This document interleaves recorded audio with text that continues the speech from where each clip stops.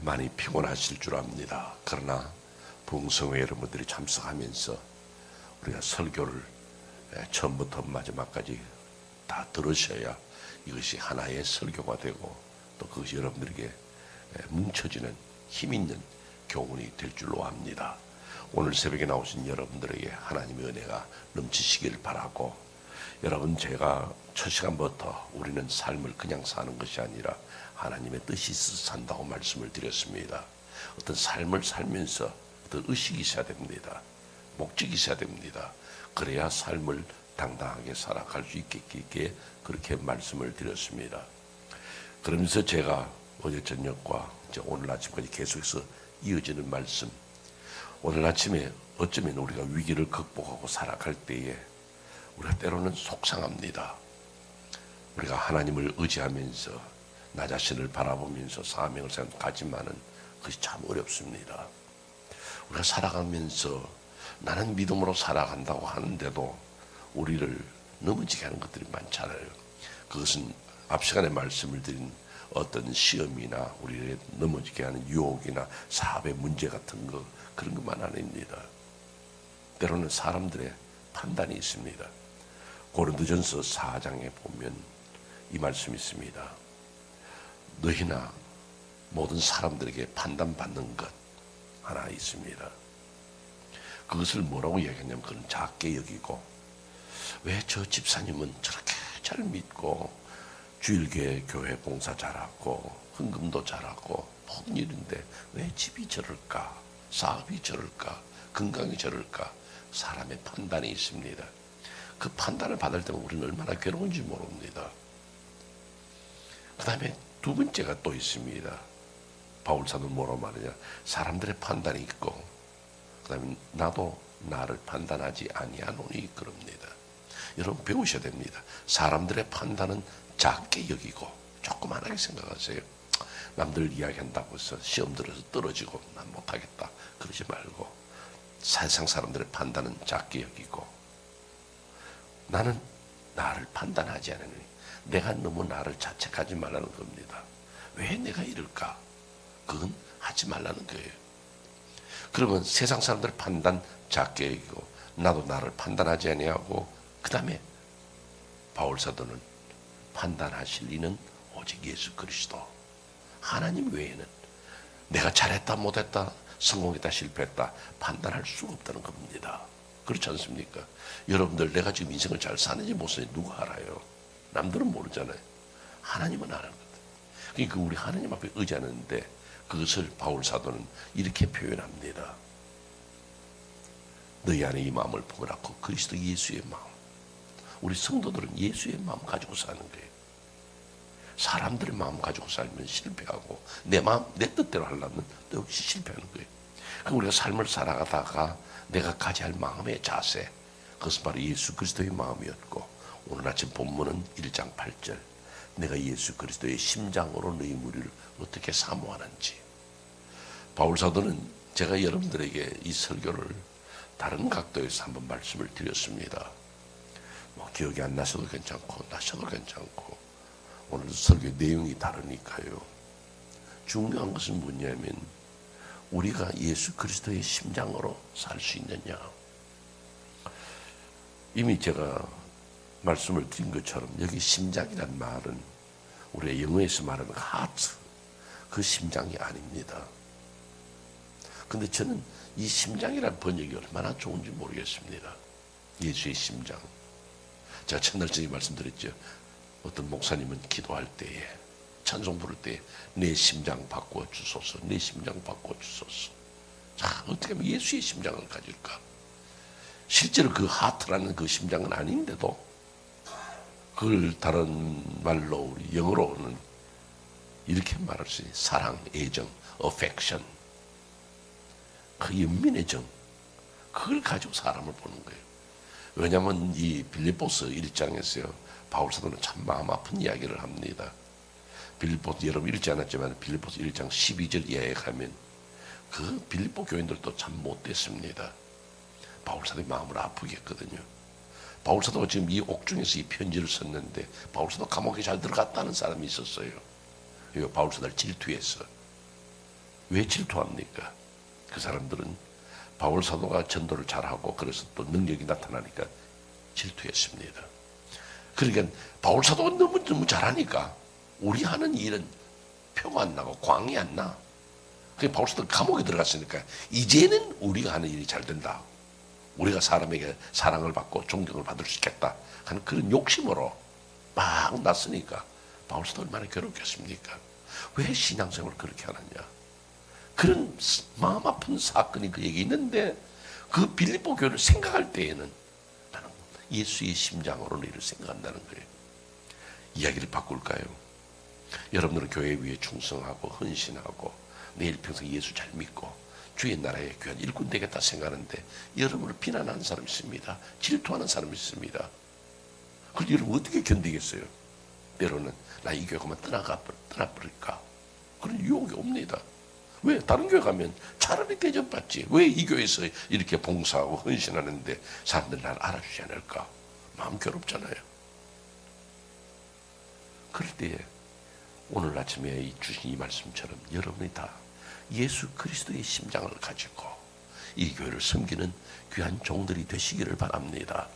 그렇기 때문에 여러분도 오늘 아침에 바울 사도처럼 예수의 심장으로 심장 이식을 받는 이 귀한 아침이 되시기를 주의 이름으로 축원합니다. 여러분, 주님 나도 예수의 심장으로 바꾸어 주옵소서. 왜요? 내 심장으로는 안 돼요. 내 마음 가지고는 이 모든 일을 감당하기 어려워요. 여러분도 오늘 아침에 그 찬송 한번 불러보세요. 내 심장 바꾸어 주소서. 내 심장 바꾸어 주소서. 예수의 심장. 그러면 심장 이식 수술을 받자 그랬는데 어떻게 하면 예수 그리스도의 심장으로 우리가 가질 수 있을까? 오늘 아침 제가 두 가지 말씀을 드릴게요. 하나는 뭐냐면 예수님처럼 살아가야 돼요.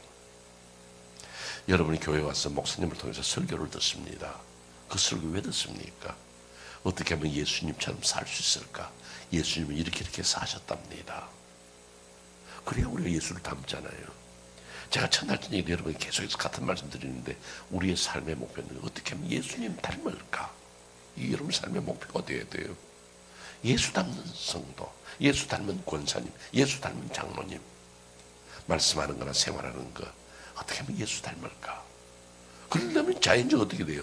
예수님은 어떻게 사시는 거예요? 예수님은 어떻게 말씀하시는 거예요? 예수님의 시선으로 세상을 바라보고 예수님의 시선으로 성도를 바라보는 거예요. 예를 들어서 예수님이 어떤 아주 못된 사람, 가룟 유다를 봤을 때 예수님이 가룟 유다를 항상 경건시하고 너 저리 가라 그랬겠습니까? 그렇게 자기를 팔자임을 아시면서도 그를 가까이 하시고 회개라는 중책을 맡기시고 모든 일을 감당케 하셨거든요. 전도라도 내보내시고 그건 바로 예수님의 마음이거든요. 우리가 만약 예수님의 마음을 가졌다면 성도를 어떻게 봅니까? 저 사람 자꾸 나 욕하는 사람이야. 난 저 사람 말 안 할 거야. 보기 싫어. 이렇게 잘라버리면 예수의 심장을 가질 수가 없는 겁니다. 예수님을 어떻게 보셨을까? 예수님 말 한마디 할 때도 어떻게 했을까? 때로는 우리가 남에게 억울한 소리 들을 때에 밤잠을 못 잡니다. 그때 내가 한번 탁 쏴줄 건데 왜 내가 등신같이 집에 왔지? 억울해가지고 밤잠을 못 자는. 그건 바로 예수의 심장이 하는 거예요. 내가 말 한마디로 해서 남의 마음에 콱 찔러줬다고 내가 성공하고 잘 된 것 아니에요. 예수의 심장을 가진 사람은 그렇게 말하지 않는 거예요. 예수의 심장을 가진 사람은 그렇게 살지 않는 거예요. 언제나 내가 예수 그리스도의 심장을 가지고 살아가는 동안에 나는 그리스도인으로서 어떻게 살까? 그리스도인을 어떻게 표현할까? 어떻게 보여줄까? 어떻게 나타낼까? 이 자세요. 저는 성경에 나오는 여러 가지 예수님의 모습 가운데 제가 오늘 여러분들에게 꼭 소개해드릴 장면이 하나 있습니다. 그것은 바로 누가복음 4장 40절에 나오는 말씀입니다. 제가 그 구절을 이렇게 읽어드리죠. 해질녘에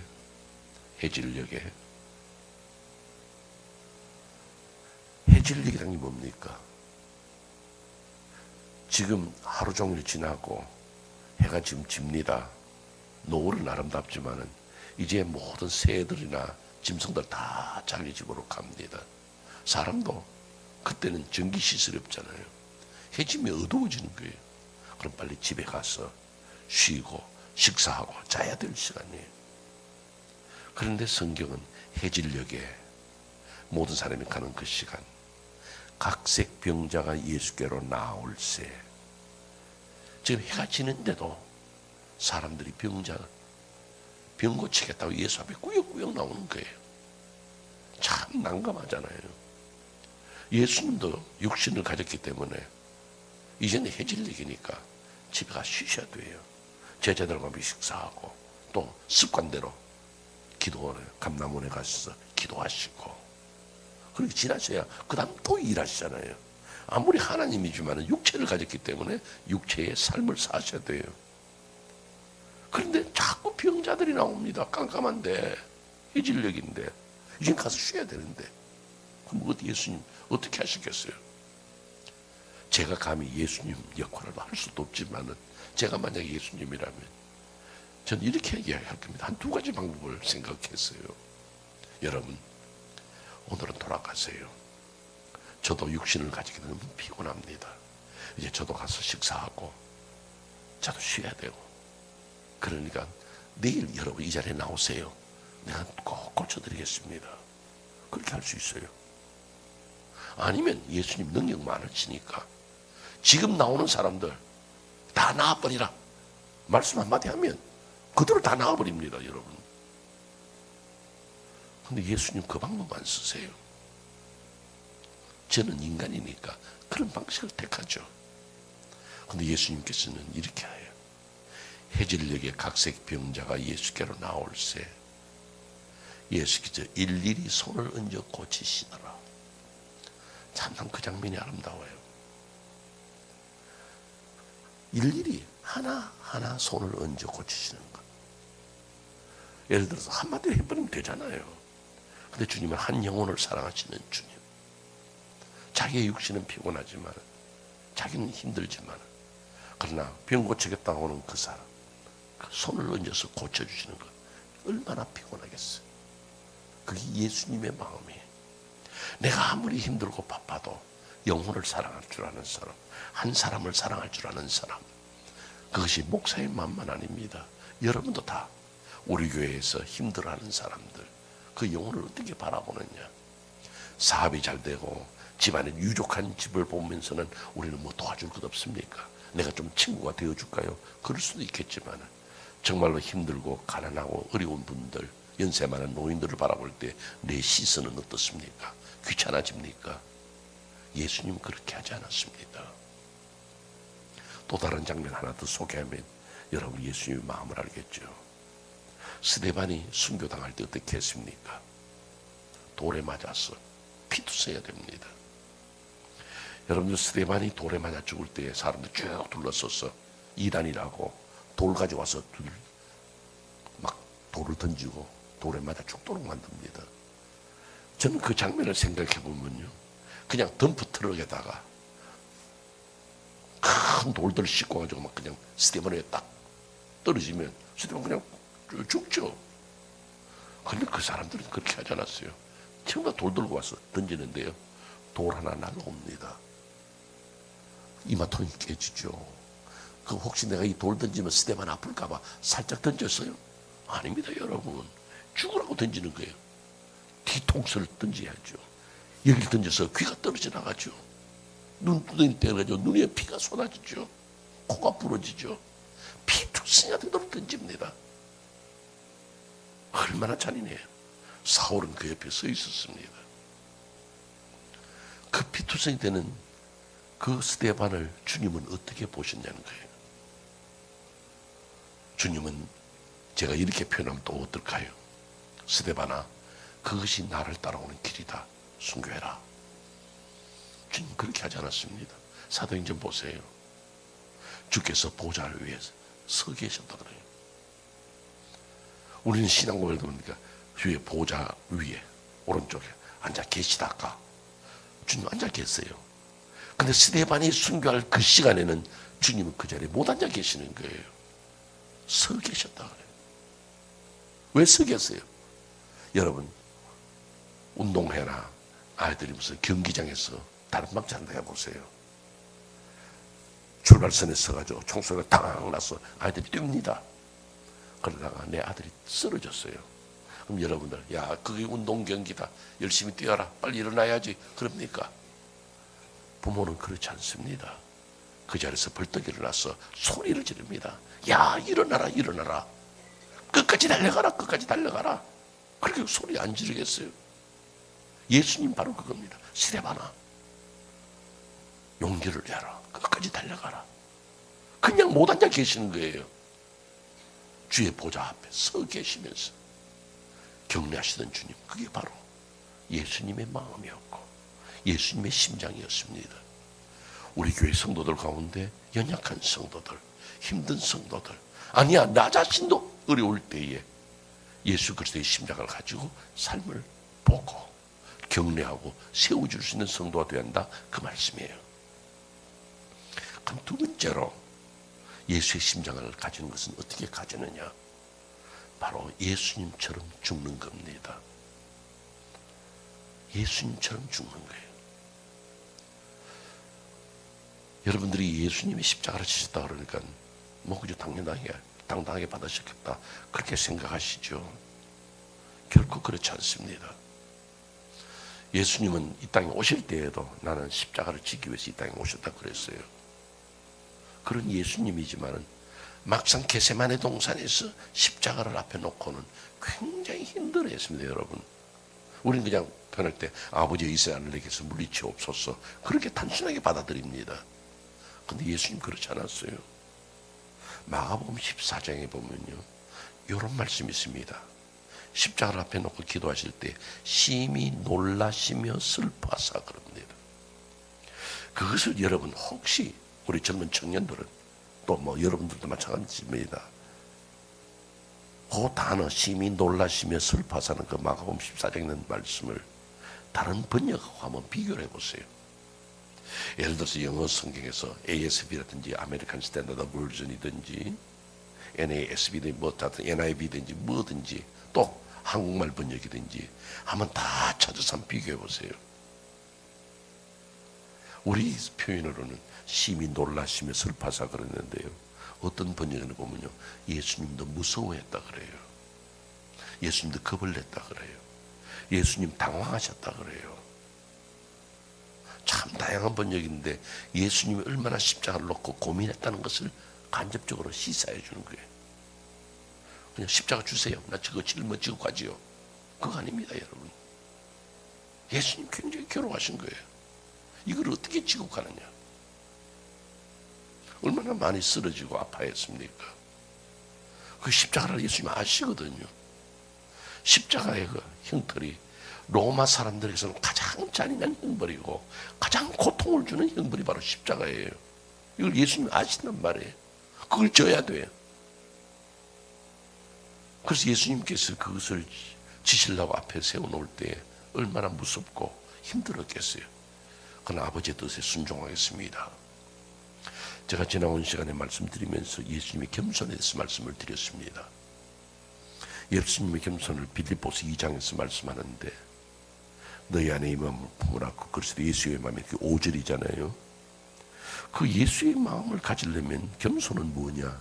3절에 이렇게 이야기합니다. 나보다 남을 낮게 여기고, 겸손은 난 잘 못해요 하는 그게 겸손이 아니고 진정으로 저 사람이 나를 나, 그런 내세워주는 거거든요.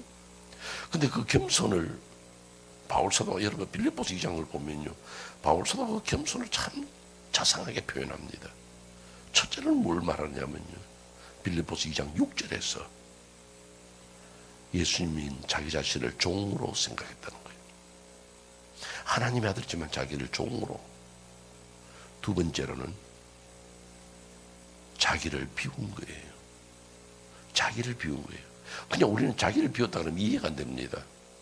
영어의 성경에서는요, He emptied himself라고 그래요. 셀프가 비워지는 거 없는 거예요, 없는 거. 우리는 어떤 일을 당하면 자존심이 나옵니다. 내가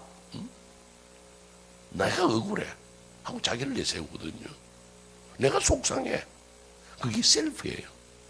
그래서 그건 많이 내세운 사람 뭐라 합니까? 셀피시하다 그래요. 자기만 아는 사람.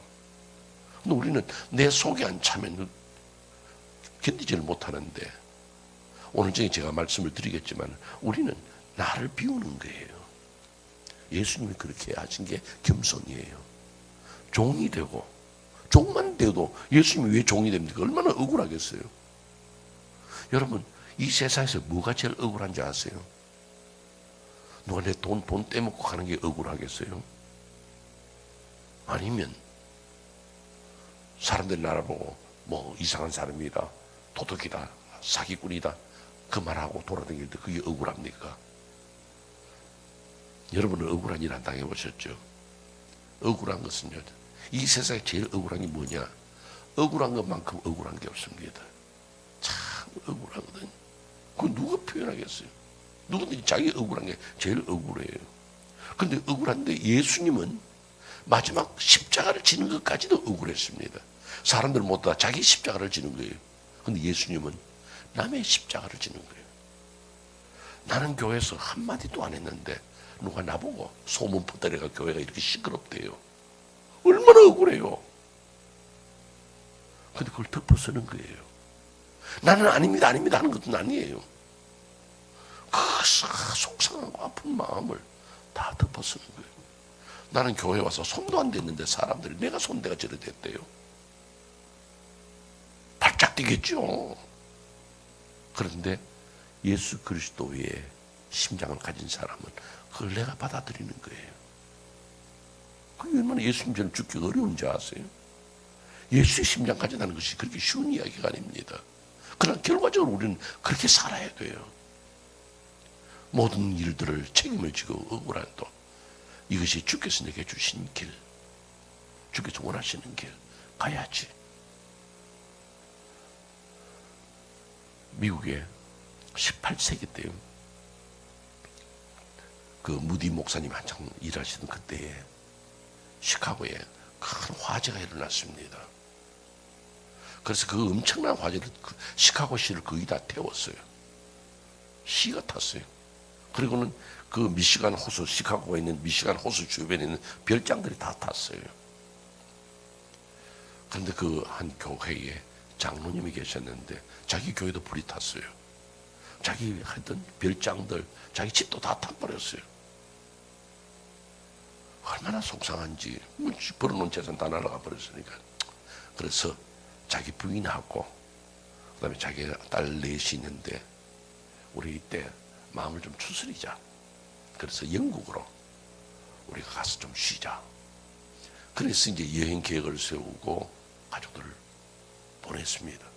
왜냐하면 자기는 자기 교회에 예배당 불난게 있기 때문에 그 장로님이 자기 교회 불난게 아직까지도 변호사 문제가 처리가 안 돼가지고 자기는 그걸 정리하고 갈 테니까 가족들 먼저 떠나겠습니다.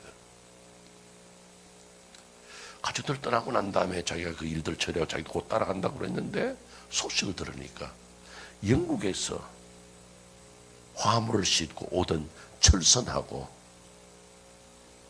이 장로님의 가족들이 탄 여객선하고 부닥쳐가지고 그것이 침몰해버린 거예요. 얼마나 엄청난 얘기. 재산 다 잃어버렸습니다. 그런데 자기 부인하고 딸 넷이 그대로 수장돼 버려 죽은 거예요. 너무너무 가슴 아픈 사건이에요. 성도들이 그를 찾아와서 위로했습니다. 장로님 얼마나 놀라셨습니까? 장로님 얼마나 힘드십니까? 그때 장로님 뭐라고 말씀하느냐? 아닙니다. 내 영혼은 평안합니다. 그래서 지은 찬송이 바로 내 평생에 가는 길 순탄하여. 뭐가 순탄해요? 가족이 다 죽었는데, 재산이 다 날아가는데, 그러나 내 영혼 평안해. 내 영혼 평안해. 이게 그리스도의 마음이에요. 이게 예수의 심장을 가진 사람의 자세예요. 모든 것이 무너져도 주여 감사합니다. 받아들이는 것. 모든 데서 아픔을 느껴도 찬송할 수 있는 사람. 여러분, 부흥회를 왜 하겠습니까? 매듭을 짓잖아요. 오늘 아침 매듭을 하나 지으세요.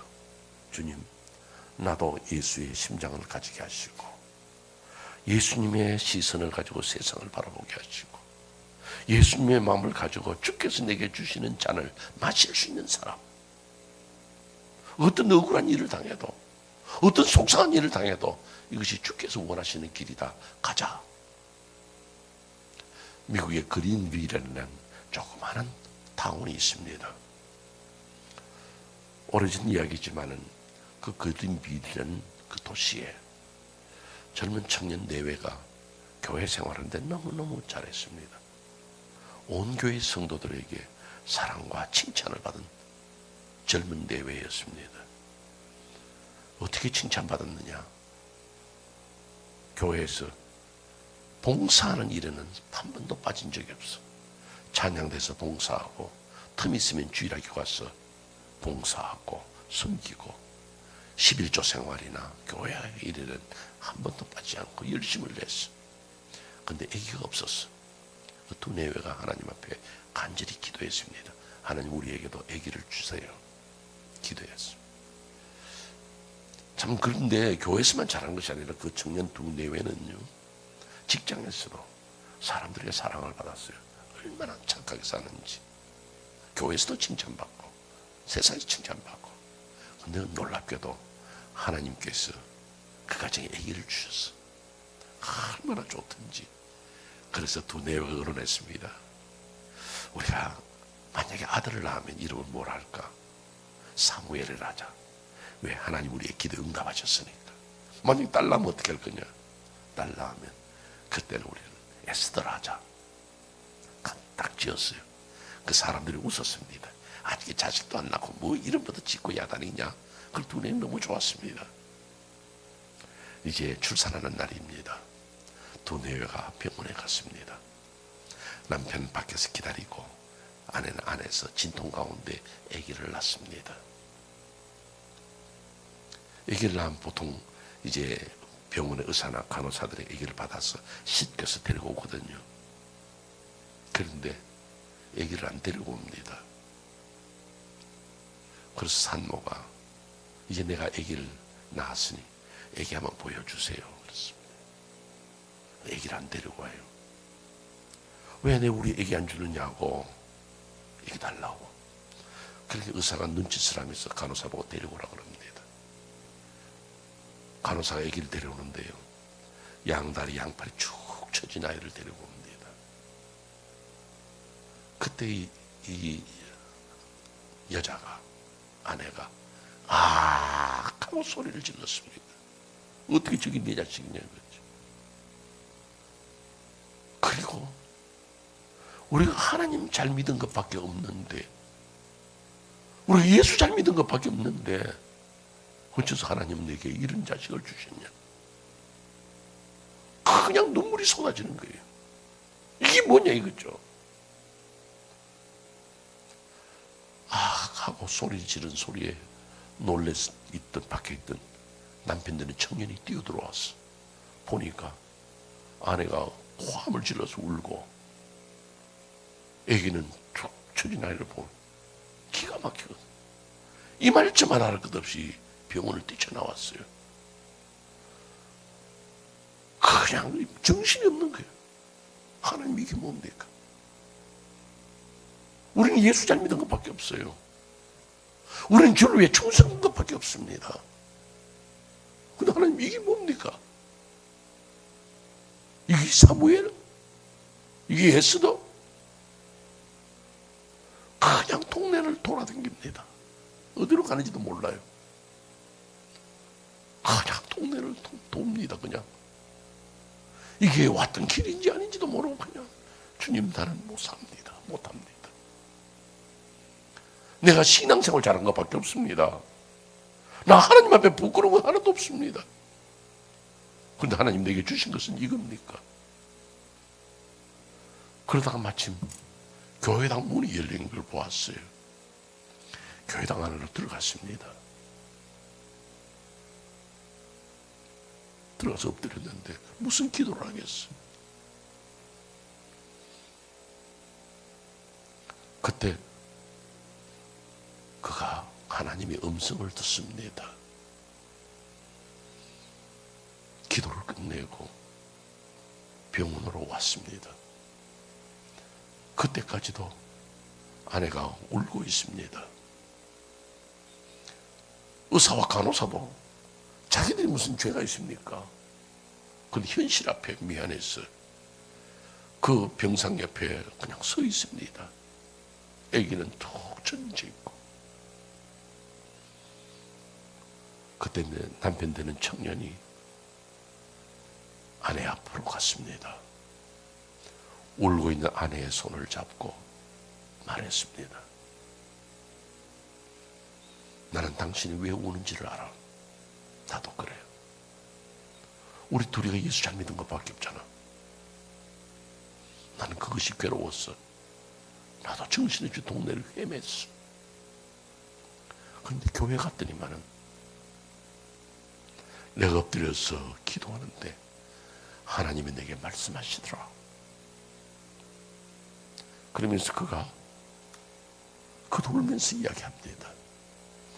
하나님, 내가 하나님 앞에 충성하고 온전하고 잘 산 것밖에 없는데 주님 왜 이렇게 하십니까? 그때 주께서 내게 하시는 말씀, 내가 이 아이를 세상에 보내야 되겠는데 누구 집에 보내면 제일 좋을까 생각하다가 내가 너를 택했노라. 그 말을 하는데 아내도 울고 남편도 울고 의사도 울고 간호사도 울고 다 울었어. 때로는 내가 담당하지 못할 일들을 하나님 내게 맡기십니다. 다 벗어제치고 내 마음대로 살고 싶지요.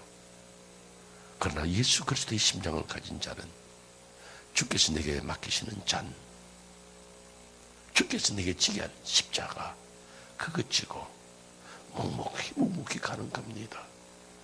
예수 나를 오라 하네. 예수 나를 오라 하네. 어디든지 주를 따라 주님과 함께 가는 그런 귀한 성도. 여러분, 부흥회가 시작됐다 마쳤다 이게 중요한 게 아니라 오늘 이 새벽에도 여러분이 결단하고 주님, 주께서 주시는 것, 자녀를 볼 때에 너무너무 마음 아파. 인생 살아가는 삶이 왜 이렇게 고통스럽습니까? 그 괴로움 속에서도 여러분이 길을 찾으면 돼. 예수의 심장을 가지고 오늘의 삶을 개척해 나가는 귀한 성도들, 바로 여러분들이 되시기를 주의 이름으로 축원합니다. 기도하겠습니다.